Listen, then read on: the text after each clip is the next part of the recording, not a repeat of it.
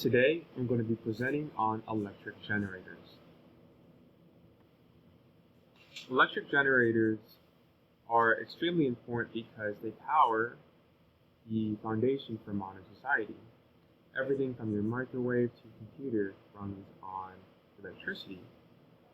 So it's important to know the physics behind electricity generation.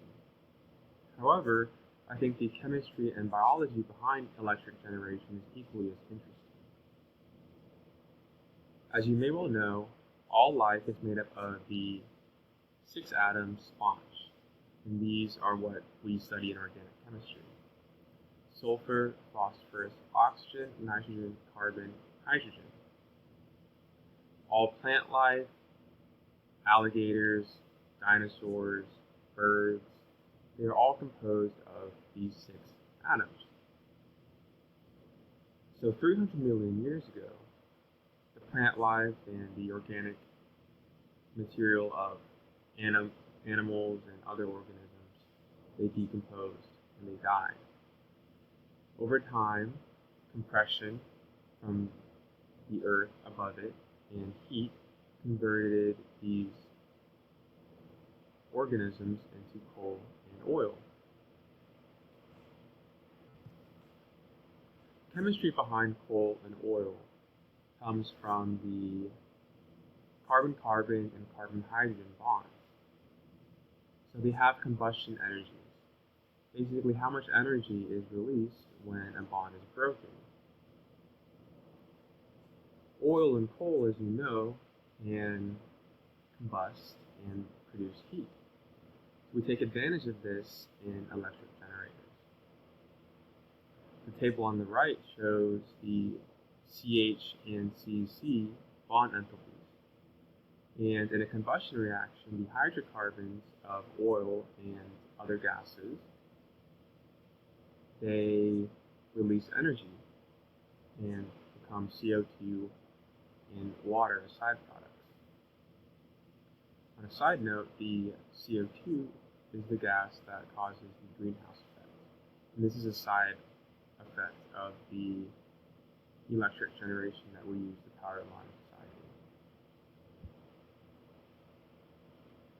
The oil that we draw from the ground with these giant oil rigs isn't pure enough to be used yet, because it's a jumble of very long and very short hydrocarbon chains. However, there is a way to separate and purify these compounds, and that is with fractional distillation. And this comes from the chemistry aspect. So the density and the boiling point of the gases separate them when they are vaporized. The lightest and least dense hydrocarbons will go to the top, and the most dense will go to the bottom. So the crude oil will pass through and become vaporized with heat. And then we can take these multiple levels and purify them and extract them and make gas and diesel and the fuel for factories and everything like that. The fundamentals of electric generation come from Faraday. Faraday said an induced current can be created when a change of magnetic field happens. So in this picture from Wiley, we see a conducting rod. When it is moved through a perpendicular magnetic field, all the charges within the rod experience a magnetic force. This magnetic force causes a flow of electrons.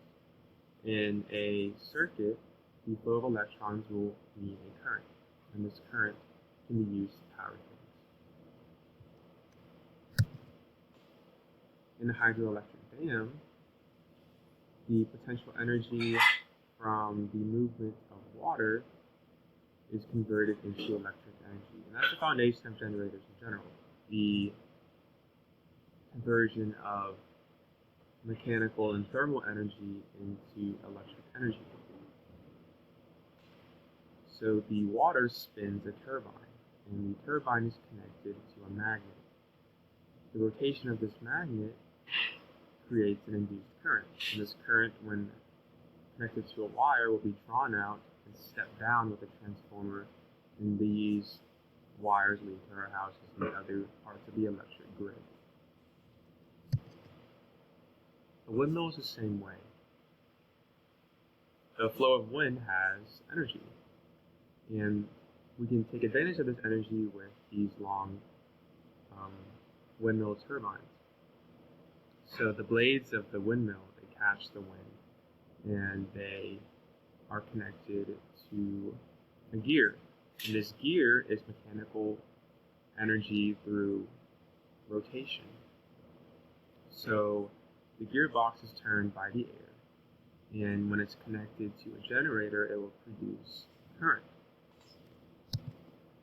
Last of all is what we do with the oil. This is the way most of our energy is created. So when oil is combusted, it produces a lot of thermal energy, heat. We can use this heat to vaporize water. And we already know that gases have a vapor pressure. So the water, when it's vaporized, can be used to turn a turbine.